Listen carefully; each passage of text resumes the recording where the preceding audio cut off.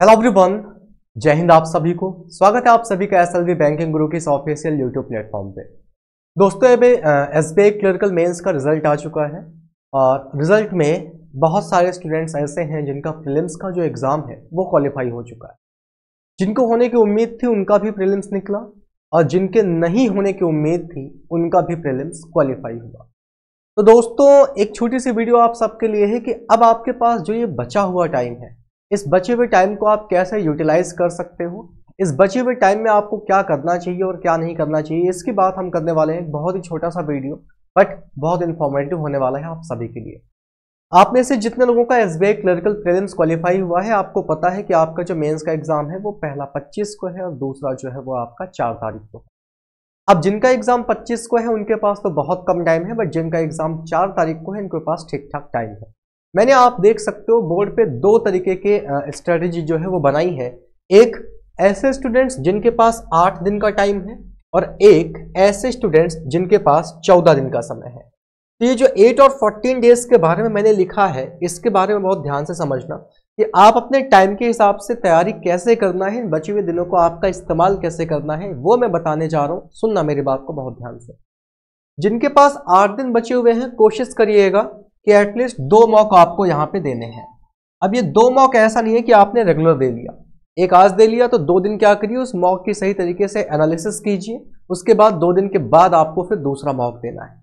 इसी तरीके से जितने लोग ऐसे हैं जिनके पास अभी तकरीबन 14 दिन का समय है, आपको 4 मॉक देने हैं। 3-3 दिन के अंतराल पर दीजिएगा, 3 चौके 12 दिन ही होते हैं, 4 मॉक आपको देने हैं।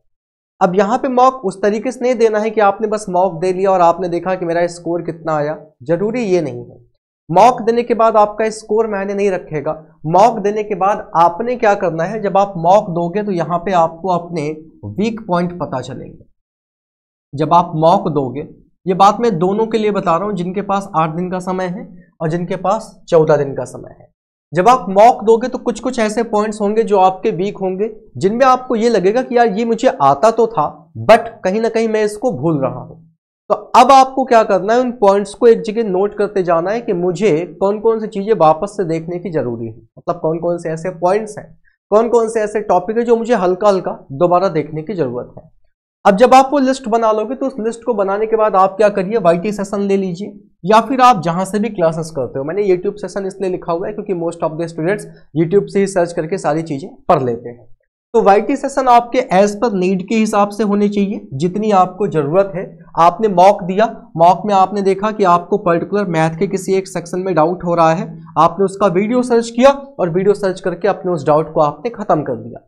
मैंने यहाँ पे आपसे क्यों कहा कि आपको मॉक देने के बाद 2 दिन उसकी एनालिसिस करनी है, वो इसीलिए कहा कि जब आप मॉक दोगे तो मॉक के बाद क्या होगा, आपके पास प्रॉपर जब टाइम रहेगा तो उस टाइम में उस मॉक में जो जो आपकी कमियां निकल के आई थी, कम से कम आप उन कमियों को सुधार सकोगे। 2 काम तो ये हो गए कि पहला काम आप मॉक दीजिए, मॉक के बाद एनालिसिस अच्छे से करिए, जरूरत पड़े तो आप वाईटी सेशन कर लीजिए या फिर अगर किसी एप्लीकेशन के थ्रू आप पढ़ते हो तो आप उन एप्लीकेशन पे क्लास कर लीजिए। यहां से आपका क्या होगा, मॉक से आपका देखो कौन कौन सा सब्जेक्ट आप रिवाइज कर पाओगे या कवर हो जाएगा, मैथ, रीजनिंग और इंग्लिश। क्योंकि इसमें आप इस बचे हुए टाइम में कुछ नया नहीं सीख सकते। मैथ में आप कोई नई चीज एकदम बेसिक से नहीं सीख सकते, same as reasoning, same as English. तो इस पे आप क्या कर सकते हो, बस आपकी कंटिन्यूटी बनी रहे, आपकी रिदम मेंटेन रहे, इस वजह से आपने क्या करना है, मॉक देते रहना है। मेन मुद्दा जो है, जो सबसे इंपॉर्टेंट बात है, वो है आपकी ये सबसे important general awareness, current affairs, static GK. Similarly यही सेम काम इनके लिए भी है, general awareness, current affairs, static GK. At least आप सब भी जानते हो कि लास्ट के 6 मंथ पे आपको वर्क करना ही करना है। अब लास्ट के 6 मंथ पे वर्क करने का मतलब है कि ऐसा एक एस्पिरेंट जिसने अभी तक कुछ भी ना किया हो और उसको ये लगता हो कि नहीं हम बचे हुए इन 10-12 दिनों में या बचे हुए इन 8 दिनों में पूरा करंट अफेयर्स जो है वो अच्छे से समझ जाएंगे, पूरा एकदम माइंड में फीड कर लेंगे, मतलब इम्पॉसिबल है यार, वो हो ही नहीं सकता। जो लोग पिछले कई दिनों से मेहनत कर रहे हैं, आपने क्या करना है, आप देखो रिवाइज करने के तरीके अलग अलग सोर्सेज आपके पास है, अफेयर्स क्लाउड हो गया, अलग अलग सोर्सेज है, नाम लेने की जरूरत नहीं है, सब जानते हो। तो तुम्हें करना क्या है ना, तुम्हें उन्हीं सारी चीजों का मल्टीपल रिवीजन करना है।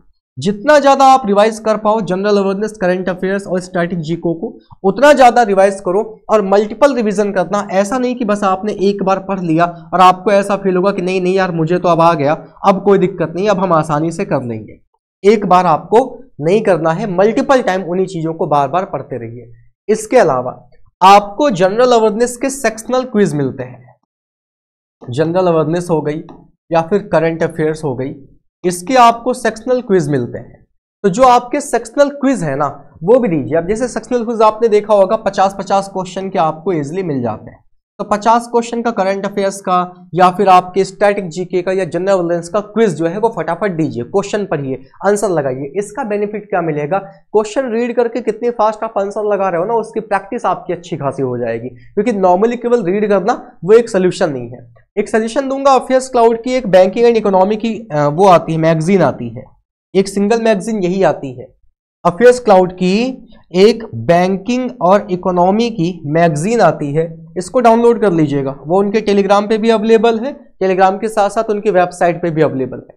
ये जो बैंकिंग और इकोनॉमी की ये पीडीएफ देते हैं ना, ये दो तरीके की पीडीएफ आती है। एक तो जिसमें पूरा आपका मतलब थ्योरी टाइप की रहती है, पूरा लिखा रहता है कि कहाँ क्या क्या हुआ बैंकिंग और इकोनॉमिक सेक्टर में। एक इसी का एमसीक्यू वर्जन आता है।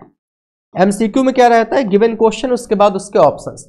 तो इसका जो एमसीक्यू वाला पीडीएफ है ना भाई, ये डाउनलोड कर लेना और इसको एक बार जरूर देख लेना, इसको एक बार जरूर देख लेना, ये आपके लिए बहुत काम देने वाला है। तो भाई जनरल अवेयरनेस हो गई या करंट अफेयर्स हो गई या स्टैटिक जीके हो गई, इसमें आपके पास केवल और केवल एक ही आपके पास अस्त्र शस्त्र है जो आप इस्तेमाल कर सकते हो, and that is multiple revision. जितना ज्यादा रिवाइज कर लोगे, जितना ज्यादा बार प्रैक्टिस कर लोगे उन चीजों की, उतना ही आपके लिए फायदेमंद रहेगा। बाकी आप में से जितने भी लोग ऐसे हैं जिनका तुक्का से प्री निकल गया है, उनको उम्मीद नहीं थी और इस उम्मीद में कि भाई प्री निकलेगा नहीं, उन्होंने मेंस की तैयारी भी नहीं की, आपका दोस्त कुछ नहीं हो सकता। आप ऐसे जितने भी एस्पिरेंट हैं, जितने भी लोग मेरे पास कॉल कर रहे हैं सर हमारे लिए कुछ बता दीजिए, तो लिटरली सच बताऊं तो आपके लिए कुछ भी नहीं हो सकता। क्योंकि आप बैठे थे, बट यार सारी दुनिया थोड़ी ना बैठी थी, आप बैठे थे लेकिन कहीं ना कहीं कोई ना कोई तो पढ़ रहा था ना। तो जो पढ़ रहा था डेफिनेटली वो आगे जाएगा, और जो इस इंतजाम में थे कि छोड़ो यार निकलेगा नहीं निकलेगा, हमेशा से एक बात कहता हूं कि ये मत सोचा करो कि एग्जाम निकलेगा तभी तैयारी करेंगे, नहीं निकलेगा तो नहीं करेंगे।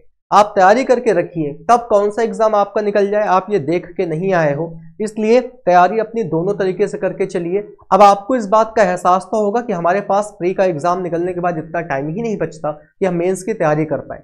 तो ये जो समय होता है ना, ये समय होता है उन्हीं सारी पढ़ी हुई चीजों को रिवाइज करने का।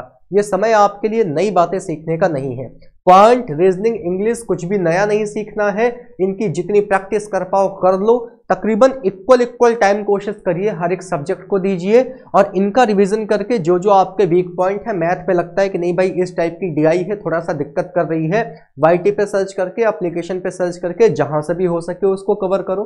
रीजनिंग में लग रहा है कि नहीं यार ये वाली पजल है जो मुझे थोड़ा सा दिक्कत करती है, उस पजल को कहीं से सर्च करके उस टाइप की पजल पे काम कर लो। इसी तरीके से इंग्लिश में और जनरल अवेयरनेस पे तो आपको किसी एक सेक्शन में क्या, पूरे ही सेक्शन में आपको काम करना पड़ेगा। और वो काम क्या है, मल्टीपल रिवीजन। बार बार मैं कह रहा हूं जितना ज्यादा बार रिवीजन कर लोगे उतना ज्यादा बार आपके लिए चीजें बेहतर रहेंगी।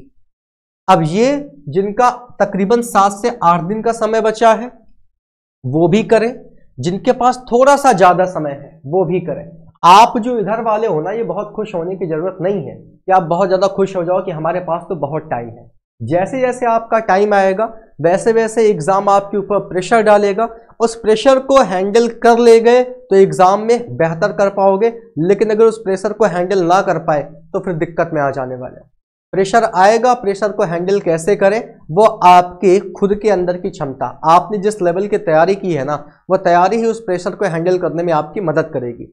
जब किसी काम को करने में आप बहुत माहिर होते हो तो उस काम को अगर करना होता है तो आपको जरा सा भी दिक्कत नहीं महसूस होती, असहज नहीं महसूस होता, क्योंकि कहीं ना कहीं अंदर से ये कॉन्फिडेंस रहता है कि नहीं यार मैं कर ले जाऊंगा। लेकिन वहीं अगर आपने किसी काम को सीखने में कमजोरी दिखाई है, मेहनत नहीं की है, आपको लगता है बस काम चलाओ मुझे नॉलेज है, तो जब आपका उस चीज का टेस्ट होगा तो कहीं ना कहीं आपके ऊपर प्रेशर हावी होगा, क्योंकि आपने उतनी मेहनत ही नहीं की। तो मैं एक ही बात कहना चाहता हूं, जिसने मेहनत की है वो आगे बढ़ेगा, जिसने मेहनत नहीं की है वो बिल्कुल आगे नहीं बढ़ पाएगा।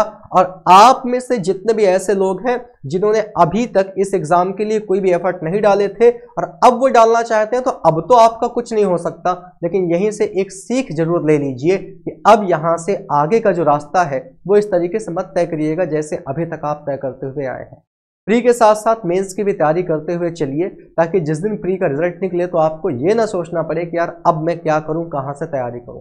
तैयारी ऑलरेडी होनी चाहिए, बस मन में ये आए कि चलो यार प्री निकल गया, एक काम करते हैं, सारी चीजों को रिवाइज कर लेते हैं, अब मेंस की बारी है। तो दोस्तों अच्छे से क्या करिए, अपने इस टाइम को यूटिलाइज करिए।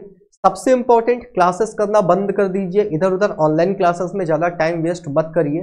कोशिश करिए जितना ज़्यादा सेल्फ आप काम कर सकते हो, जितना ज़्यादा खुद से पढ़ाई कर सकते हो, उतना ज़्यादा खुद से पढ़ाई करने की कोशिश करिए। क्लासेस तभी करिए जब आपको लगता है कि हाँ यार ये मेरा वीक पॉइंट है, इस चीज़ को पढ़ लेना चाहिए, वो क्लासेस की बात अलग है। लेकिन जैसे जनरल अवेयरनेस की हो गई, कोई कह रहा कि आओ भैया हम तुमको इंपॉर्टेंट क्वेश्चन रिवीजन करवा देते हैं, ऐसे लोगों के चक्कर में बिल्कुल मत पड़िए। मैं तो साफ सुथरी बात कहता हूँ, क्योंकि मैं ये नहीं कहता कि वो टीचर खराब पढ़ाएगा, वो टीचर नो डाउट अच्छा पढ़ाएगा अपने हिसाब से, लेकिन वो 1 घंटे में उतना कंटेंट आपको डिलीवर नहीं कर पाएगा जितना आप खुद से कर ले जाओगे। तो इसलिए खुद से बैठिए, खुद से मेहनत करिए। अगर आप खुद से मेहनत कर रहे हो डेफिनेटली आप ज़्यादा कंटेंट कवर कर पाओगे। तो ये 3 काम कर लो, मॉक देते रहो, और मॉक के अलावा ज़्यादा मॉक भी नहीं करना है कि डेली मॉक में भिड़े पड़े हो। बस 2 मॉक आपको देने हैं जिनके पास 8 दिन का समय है, 4 मॉक देने हैं जिनके पास 14 दिन का समय है। इसके अलावा एज पर रिक्वायरमेंट के हिसाब से वाईटी सेशन कर लो, general awareness, current affairs, static GK, इनको प्रॉपर टाइम दो और डेफिनेटली अच्छा होगा। मेहनत किए हो तो वो मेहनत रंग लाएगी, नहीं किए हो तो सब कुछ जैसा है वैसा ही बना रहेगा।